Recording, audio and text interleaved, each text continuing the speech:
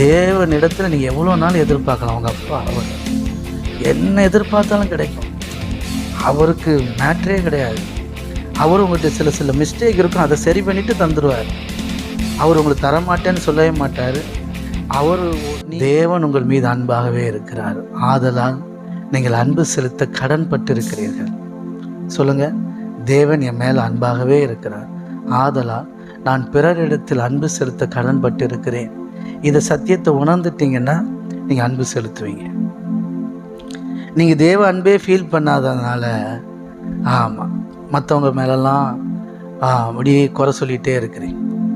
தேவனுடைய அன்பை நீங்கள் உணர்ந்துட்டீங்கன்னா எந்த அன்பும் பெருசாக தெரியாது. அனுபவத்தில் சொல்லித்தாரு. தேவன் தான் நமக்கு எல்லாமே. நம்மளால் முடிஞ்ச அளவு அன்பு செலுத்திக்கிட்டு போய்கிட்டே இருக்கணும். பதிலுக்கு அன்பு செலுத்தினாங்க, செலுத்தலை. நம்மளை விசாரிக்கலை. நம்ம மேலே கேராக இருக்கிறாங்க, இல்லை.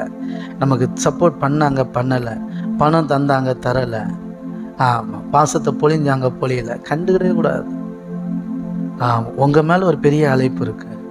நீங்கள் அன்பு செலுத்த தான் அழைக்கப்பட்டு இருக்கிறீங்க. கணவனாக இருந்தாலும், மனைவியாக இருந்தாலும், பிள்ளையாக இருந்தாலும், பெற்றோராக இருந்தாலும், யாராக இருந்தாலும், சகோதரர்களாக இருந்தாலும், உங்களால் எவ்வளோ அன்பு செலுத்த முடியுமோ செலுத்திக்கிட்டே இருக்கணும். ஏசப்பா உங்கள் மேலே ரொம்ப அன்பாக இருக்கிறார். அந்த அன்பை அப்படியே ரிசீவ் பண்ணிவிட்டு நீங்கள் எவ்வளோ உங்கள் கணவனார் மேலே அன்பு செலுத்த முடியுமோ அன்பு செலுத்துங்க. முடியலன்னா அமைதியாக இருங்க. அங்கே என்ன பஞ்சாயத்து வருதுன்னா அவர்கிட்ட எதிர்பார்க்குறதான் பிரச்சனை. தேவனிடத்தில் நீங்கள் எவ்வளோ நாள் எதிர்பார்க்கலாம். உங்கள் அப்பா அவர் என்ன எதிர்பார்த்தாலும் கிடைக்கும். அவருக்கு மேட்ரே கிடையாது. அவர் உங்கள்கிட்ட சில மிஸ்டேக் இருக்கும், அதை சரி பண்ணிவிட்டு தந்துடுவார். அவர் உங்களுக்கு தரமாட்டேன்னு சொல்லவே மாட்டார்.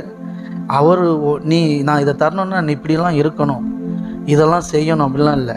நீ உன்னை சரி பண்ணணும்னு மட்டும் சொல்லுவார். இப்போ உதாரணத்துக்கு ஒரு பையன் படிக்கணும். பையனுக்கு ஸ்கூலில் படிக்கிற பிள்ளைங்களுக்கு பெற்றோருடைய எதிர்பார்ப்பு என்ன? அவன் வேலை படிக்கணும், படித்து மார்க் எடுக்கணும், அவ்வளோதான். சரிங்களா? அவன் வேணும் போய் மம்முட்டி எடுத்து வெட்ட வேண்டிய அவசியமே கிடையாது. அப்படிலாம் கஷ்டப்பட வேண்டிய அவசியம் இல்லை. அவனுக்கு தேவையான ரூமு, அவனுக்கு தேவையான சாப்பாடு, அவனுக்கு தேவையான எல்லாத்தையும் ரெடி பண்ணி கொடுத்துருவாங்க. பிள்ளையுடைய வேலை. நான் நல்ல பெற்றோர்களை சொல்கிறேன், பார்த்துருக்கீங்களா? சில பணக்கார பெற்றோர்கள் பார்த்துருக்கீங்களா? பிள்ளைகள் அப்படி வச்சுருப்பாங்க, பார்த்துருக்கீங்களா? சூப்பராக நல்ல கேரிங்காக, நல்ல ரூம், வீடே அப்படி தகன்னு இருக்கும். வெளியில் குளிர் அடித்தாலும் சரி, வெயில் அடித்தாலும் சரி, அவங்கள தாக்கவே தாக்காது.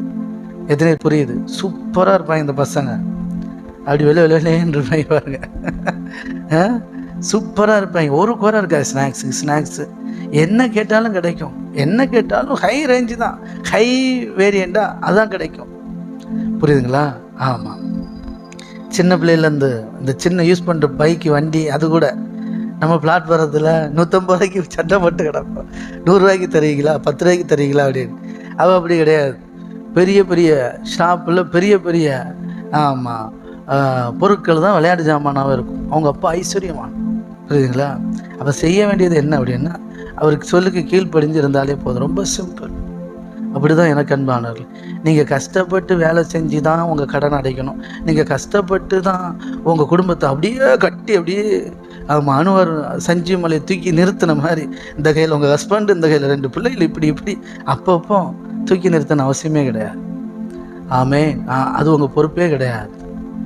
உங்கள் வேலை தேவனுடைய வார்த்தைக்கு கீழ்ப்படிஞ்சு, இங்கே கேட்குற பிரசங்கத்துக்கு கீழ்ப்படிஞ்சு நடக்கிறது தான் இன்றைக்கி தேவனுடைய வார்த்தை.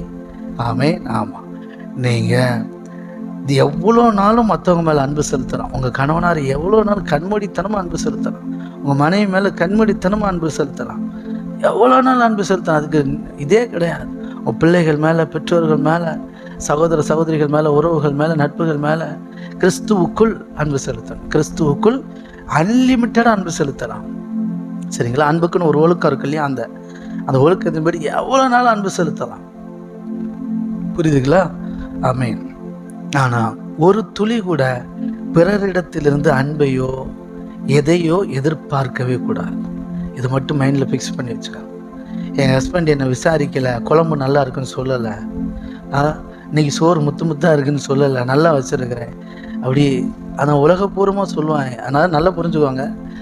மனைவியை புகழணும், மனைவியை நேசிக்கணும் அப்படின்னு. அது சகோதரர்களுக்கு நல்லா புரிஞ்சுக்குவாங்க. இப்போ நான் சொல்கிறேன் இல்லையா, இதை கேட்குற சகோதரிமார்களுக்கும் சகோதரர்களுக்கும், சகோதரர்களுக்கு சொல்லுவேன், உங்கள் மனைவியை உங்கள் பாட்டுக்கு அன்பு செலுத்துங்க. சகோதரிகளுக்கு சொல்லுவேன், உங்கள் கணவனர் உண்மையாக அன்பு செலுத்துங்க. இதை கேட்குறவங்க நீங்கள் தான் அங்கே போய் செயல்படுத்தணும். ஆமாம் பிரதர், நீங்கள் அப்போ அவர் அன்பு செலுத்தணும் இல்லையா அப்படின்னு அவர் ரட்சிக்கப்பட்டு ஆண்டவர் அறிஞ்சப்போ அவர் அன்பு செலுத்துவார். இப்போது உங்கள் டேன், இது உங்கள் டைம், இதை நீங்கள் பயன்படுத்துங்க. தேவன் கிரியை செய்வார். கையை தட்டி